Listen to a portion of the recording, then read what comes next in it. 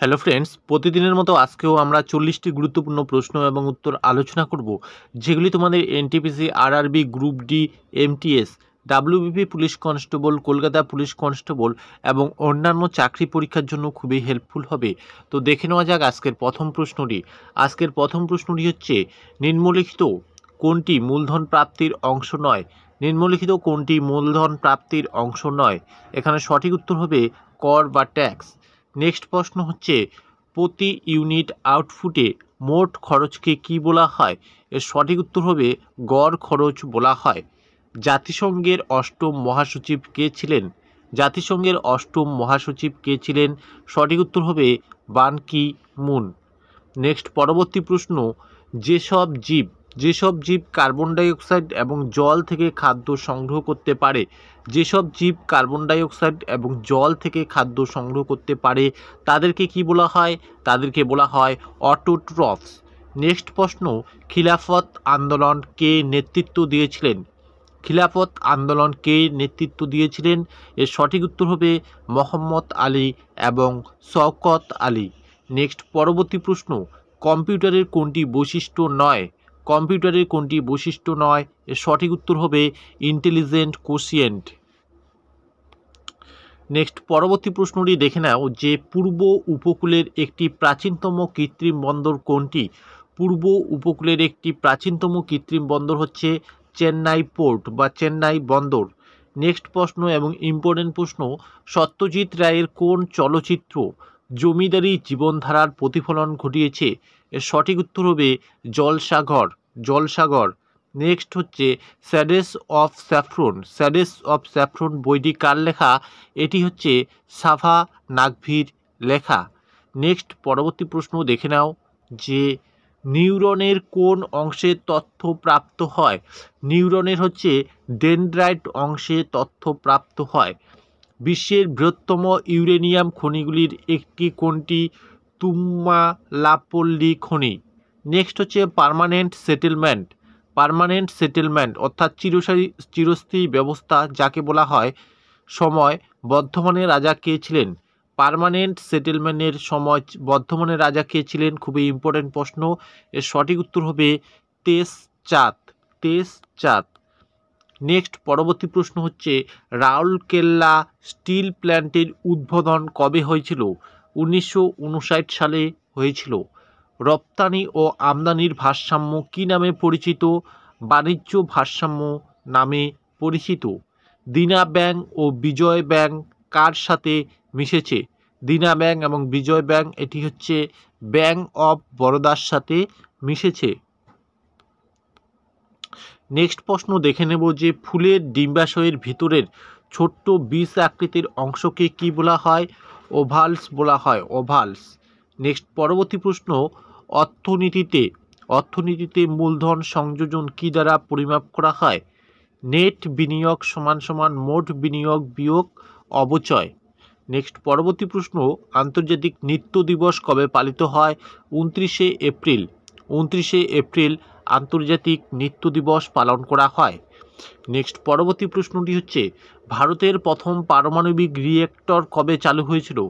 ভারতের প্রথম পারমাণবিক রিয়েক্টর চালু হয়েছিল 1957 সালে। নেক্সট পরবর্তী প্রশ্ন, নিম্নলিখিত কোনটি ইনপুট ডিভাইস নয়? প্লোটার। প্লোটার এটি ইনপুট ডিভাইস নয়, তাহলে এটি হচ্ছে কি হয়ে যাবে? এটি আউটপুট ডিভাইস। তামিল নববর্ষ কী নামে পরিচিত? তামিল নববর্ষ ভারুসা পিরাপ্পু। ভারুসা পিরাপ্পু নামে পরিচিত। তাহলে এটি মনে রাখবে, তামিল নববর্ষ কী নামে পরিচিত? ভারুসা পিরাপ্পু নামে পরিচিত। উদ্ভিদের প্রোটিন সংশ্লেষে ব্যবহৃত অপরিহার্য উপাদান কোনটি? নাইট্রোজেন। উদ্ভিদের প্রোটিন সংশ্লেষে ব্যবহৃত অপরিহার্য উপাদান কোনটি? নাইট্রোজেন। নিম্নলিখিত কে চতুর্থ বৌদ্ধ পরিষদ? নিম্নলিখিত কে চতুর্থ বৌদ্ধ পরিষদ কাশ্মীরের আহ্বান করেছিলেন? কনিষ্ক। নেক্সট পরবর্তী প্রশ্ন দেখে নেব যে নিম্নলিখিত কোন পর্বতশ্রেণী ভারতের মরুভূমিকে পশ্চিম প্রান্তে সীমাবদ্ধ করেছে?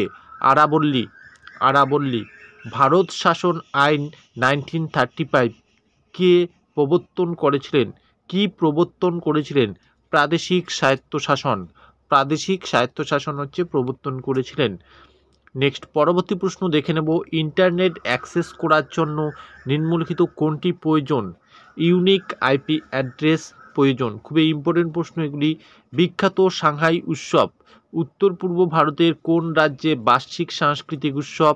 এর সঠিক উত্তর হবে মণিপুর। তাহলে সাংহাই উৎসব এটি কোথাকার? এটি হয়ে যাবে মণিপুরের। করমণ্ডল উপকূল নিম্নলিখিত কোন দুটি রাজ্যের মধ্যে অবস্থিত? তামিলনাড়ু ও অন্ধ্রপ্রদেশের মধ্যে অবস্থিত করমণ্ডল উপকূল। নেক্সট পরবর্তী প্রশ্ন হচ্ছে, ভারতের স্বাধীনতা সংগ্রামীদের মধ্যে ফ্রন্টিয়ার গান্ধী নামে কে পরিচিত? খান আব্দুল গফর খান, ইনি হচ্ছে ফ্রন্টিয়ার গান্ধী নামে পরিচিত। কোন ধরনের মাটি ডেকান মালভূমির বেশিরভাগ অংশ ঢেকে রাখে? কালো মাটি হচ্ছে ডেকান মালভূমির বেশিরভাগ অংশ ঢেকে রাখে। নেক্সট প্রশ্ন হচ্ছে, প্রথম যাত্রীবাহী রেলওয়ে কোন বছর বোম্বে থেকে থানেতে চালু হয়েছিল? 1853 সালে। নেক্সট পরবর্তী প্রশ্নটি হচ্ছে, কোন মন্ত্রী ভারত চীন যুদ্ধের সময় 1962 সালে পদত্যাগ করেছিলেন? এর সঠিক উত্তর হবে ভি কে কৃষ্ণ মেনন ভারত চীন যুদ্ধের সময় 1962 সালে পদত্যাগ করেছিলেন। ভারতের বৃহত্তম পাবলিক সেক্টর ব্যাংক কোনটি? স্টেট ব্যাংক অফ ইন্ডিয়া, এটি হচ্ছে ভারতের বৃহত্তম পাবলিক সেক্টর ব্যাংক। নেক্সট পরবর্তী প্রশ্নটি হচ্ছে, জাতিসংঘের সাধারণ পরিষদ 21শে জুন কি হিসাবে ঘোষণা করেছে? আন্তর্জাতিক যোগ দিবস হিসাবে ঘোষণা করা হয়েছে। নেক্সট পরবর্তী প্রশ্ন, প্রাচীন স্মৃতিস্তম্ভ এবং প্রত্নতান্ত্রিক সাইট এবং ধ্বংসাবশেষ আইন 1958 অনুসারে কোনো গঠন, ভাস্কর্য বা শিলালিপি কমপক্ষে কত বছর পুরনো হলে তা প্রাচীন বলে বিবেচিত হবে? এর সঠিক উত্তর হবে 100 বছর। নেক্সট পরবর্তী প্রশ্নটি হচ্ছে, নিম্নলিখিত কোনটি একটি ঠান্ডা শীতল মরুভূমি? প্যাটাগোনিয়া এটি একটি ঠান্ডা এবং শীতল মরুভূমি। এলিফ্যান্টা গুহাগুলি কোথায় অবস্থিত? এটি হচ্ছে ঘোড়াপুরী দ্বীপ, মহারাষ্ট্রে অবস্থিত।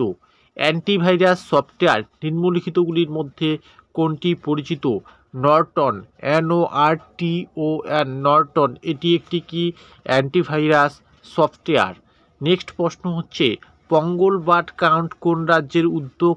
এটি হচ্ছে তামিলনাড়ুর উদ্যোগ। পঙ্গল বার্ড উদ্যোগ এটি হচ্ছে তামিলনাড়ুর একটা উদ্যোগ।